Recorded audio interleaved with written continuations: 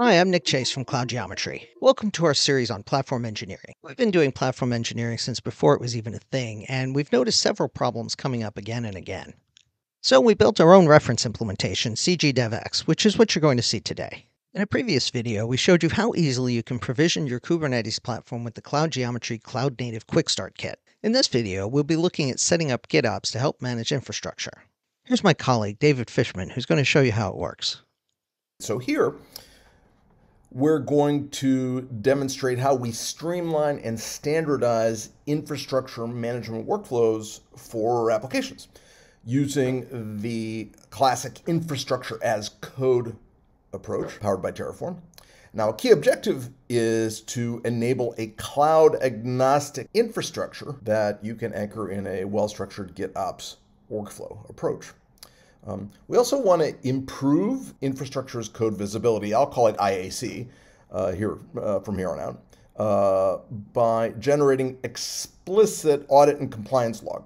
And small spoiler, we're using an open source tool called Atlantis, which enables pull request automation. So let's get started. We're going to begin with the GitOps repo we created earlier. It gives us kind of an all-in-one place to manage all the core infrastructure and services, including any applications that are going to run on Kubernetes and their repositories. So first, we're going to clone that repo and start making the required changes to that original default in order to enable the infrastructure to run these new applications. So we have two main directories here. One is called registry, which is where you keep the Helm charts of the tools and services that we're running with the platform. Another one called Terraform. This refers to the infrastructure as code that supports the Kubernetes platform where you're going to run them. And again, the whole point is to be able to run these applications. Let's start by creating a new branch and provisioning some resources. We'll do this for the repositories we need for our application, one for application source code, and another one for IAC. One of the most important things you're doing here is isolating platform code from the application code. It's more or less the whole point of infrastructure as code. And of course, it's one of the things that makes Terraform so useful. So we're going to open our repository module here. We're also managing the GitOps repo for your operating platform using the same code. Right? So we're going to first add two more directories using this commented snippet. We're going to call one minimalistic app. We're going to use for the show application code, and then another one we'll call minimalistic app for GitOps, right? So that's the configurations for your app. And don't forget to rename these from the default. Also, we're going to rename the webhook that's used to integrate with Atlantis pull request automation. These are all initialized using our Cloud Geometry Cloud Native Quick Start Kit automation magic.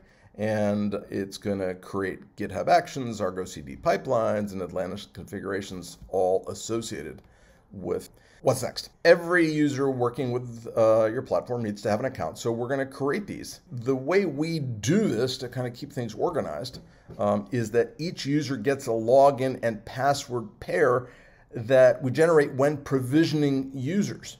Later on, we'll create a personal account with Vault, the open source HashiCorp secrets management service that your users here use to authenticate with other components of the systems. Let's move to admin users. We're going to take the admin users template we prepared in our earlier demo. We'll make a copy of it. We'll use this to add a new admin user. And again, don't forget to rename the file from the default. Now we're going to uncomment this section, rename the module, update with new credentials, and we're going to add this to the Terraform app. Here again, there's a commented snippet that we put in the Quick Start Kit, and then we're ready to go. So now I'm going to do the same thing with a developer user. Open the template, make a copy of it, rename the file, uncomment the snippet, rename the module, update the fields, and add the module to the Terraform. Finally, we need to update the user's templates.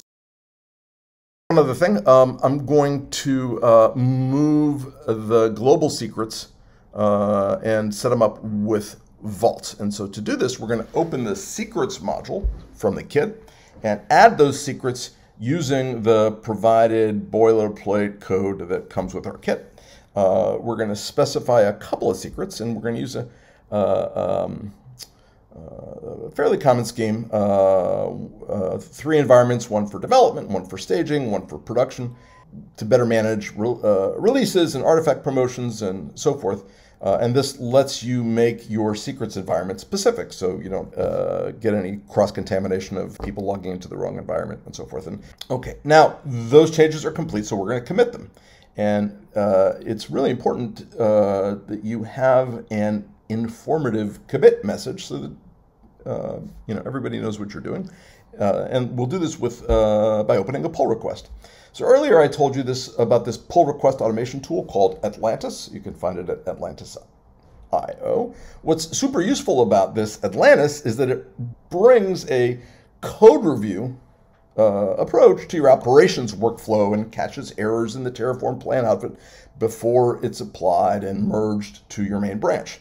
All the changes are described in the pull request, and they serve as an audit and compliance log, so you have better control and can apply additional rules. What's even sweeter about this is that users can apply changes to the infrastructure they are allowed to touch without having to have permissions to modify or access the actual infrastructure.